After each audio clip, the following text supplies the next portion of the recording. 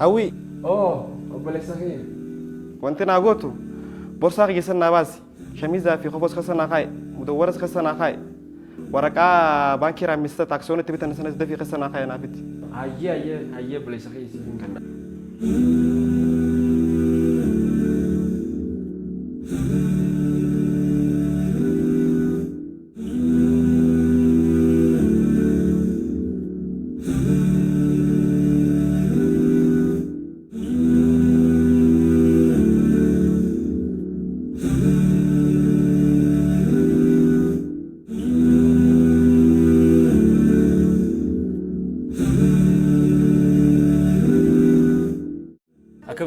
فيما فيلا نقال الحمد لله هاي قوي سكاترة شيري مدرب تنسم برخوت ملتي سيانة كتي ديمو جرا ها تبانكي رامس إيه أما ملتي ساسنين جاني أما ملتي سيانة في فينة ديمو جرا إيه أما في فينة تول ديمو تجودا إيه في فينة ديمو بار أوه أبلي سودو ملتي نس مقالة مالك أسري بلو فدا تنا سبورتي فدا خنا هم تبرجع مالك يوم تكاد كشيكم قراني ورسفي سابر مال غونا ريغا ملتي سومالي دوبا كمي وجيف ولتيغا وانت تكون نمانجيسو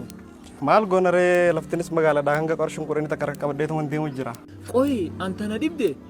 بانكين بر سيكتر نانو مقالة شوفرتو نموت بكبو رمدي جرتي بر أتي مالي فأمن إيرتو نفلفايسو بربادي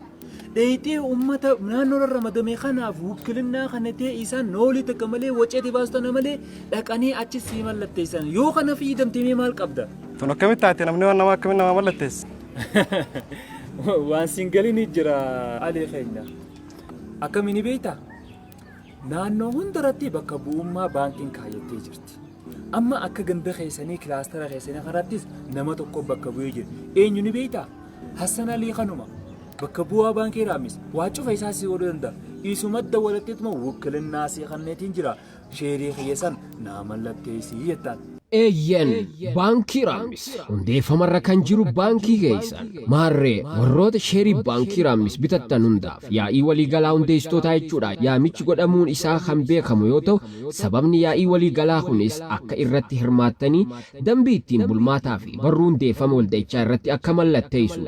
walgahii irratti akka hirmaatu sagalee akka kennu murtiilee akka dabarsu sanadoota qaboo yaa'ii hundeeffamaa hunda irratti akka mallatteessuu fi kafaltiiwwan barbaachisan kamuu akka raawwatamuudha. Haa ta'u malee heddumina namaatiif haalli mijataa waan hin taaneef kanaan wal qabatees dhukkuba yeroo kana jiruu fi baasii adda addaa jalaa hawaasa baraaruuf bifa salphaan kan yaadame dhimma kana xumurachuu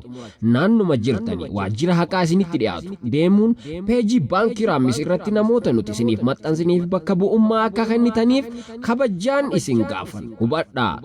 Namni kamuu bakka bu'ummaa guyyaa lama hafan keessatti kanneen fixuu qabu. Bakka bu'ummaan isin kennitan tun tan mallatteessuu fi walgahii qofa akka ta'e hubadhaa. Namni bakka keessan bu'u kun sheerii teessan irratti aangoo takka illee hin qabu. Garuu bakka teessan bu'ee mallatteessuu qofa akka danda'u ta'uu isin beeksisa. Baankii Raamis baankii keessan.